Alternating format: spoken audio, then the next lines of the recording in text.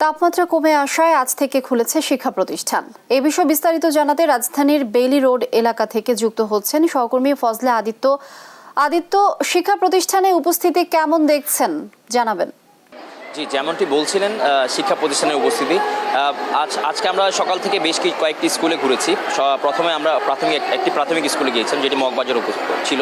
সেখানেও কিন্তু দেখা গিয়েছে যে প্রাথমিকে কিছু শিক্ষার্থীদের সমাগম কিছুটা কম থাকলেও, যেমন আপনাকে যদি বলি যে সেই শিক্ষা প্রতিষ্ঠানে এখন পর্যন্ত আমাদের যারা তথ্য অনুযায়ী সেখানে 60% শিক্ষার্থীরা এসেছেন। তবে আমরা এখন যেখানটিতে আছি সেটা হচ্ছে ভিকারুননিসা স্কুলে আমরা প্রধান শিক্ষকের সাথে কথা বলেছি। প্রধান শিক্ষক আমাদেরকে জানিয়েছেন যে তাদের যে শিক্ষার্থী সকাল থেকে যে শিক্ষার্থীর পার্সেন্টেজ, সেই শিক্ষার্থীর পার্সেন্টেজ 90% বলা হয়েছে। এখন সরজমিনে যদি দেখায় যে ক্লাসেও কিন্তু পর্যাপ্ত শিক্ষার্থীরা পাঠদান কর্মসূচি করছেন এবং শিক্ষকরা তাদের যে পাঠদান কর্মসূচি শিক্ষার্থীদেরকে দিচ্ছেন। তবে তীব্র যে তাপপ্রবাহ চলমান ছিল, সেই তাপপ্রবাহের কারণেই মূলত এতদিন স্কুল বন্ধ ছিল। তবে এই বন্ধ থাকার কারণে কিন্তু শিক্ষার্থীদের সাথে কথা বলেছি আমরা। শিক্ষার্থীরা আমাদেরকে জানিয়েছেন যে সকাল থেকেই তারা আসছেন এবং স্বাচ্ছন্দ্যেই মূলত ক্লাস করছেন।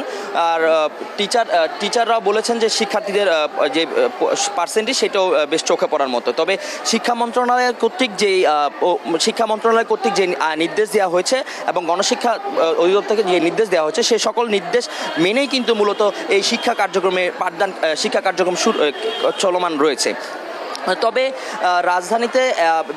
রাজধানীতে আরও বেশ কিছু স্কুল আমরা হয়তো ঘুরবো কিছুক্ষণ পরবর্তী সময়ে, হয়তো জানতে পারবো তো তখন সেই সকল স্কুলে কী পরিমাণ শিক্ষার্থী রয়েছে এবং তাদের কোনো সমস্যা হচ্ছে কিনা। এখন পর্যন্ত আমরা শিক্ষা প্রতিষ্ঠানে দেখেছি শিক্ষার্থীরা বেশ স্বচ্ছন্দেই তাদের শিক্ষকদের সাথে কিন্তু এই যে পড়ালেখা কার্যক্রম সেটি চুকিয়ে নিচ্ছে এবং হচ্ছে এখন পর্যন্ত পাওয়া তথ্য অনুযায়ী আমার কাছে হলো যে শিক্ষা প্রতিষ্ঠানে শিক্ষার্থীদের সমাগম চোখে পড়ার মতোই।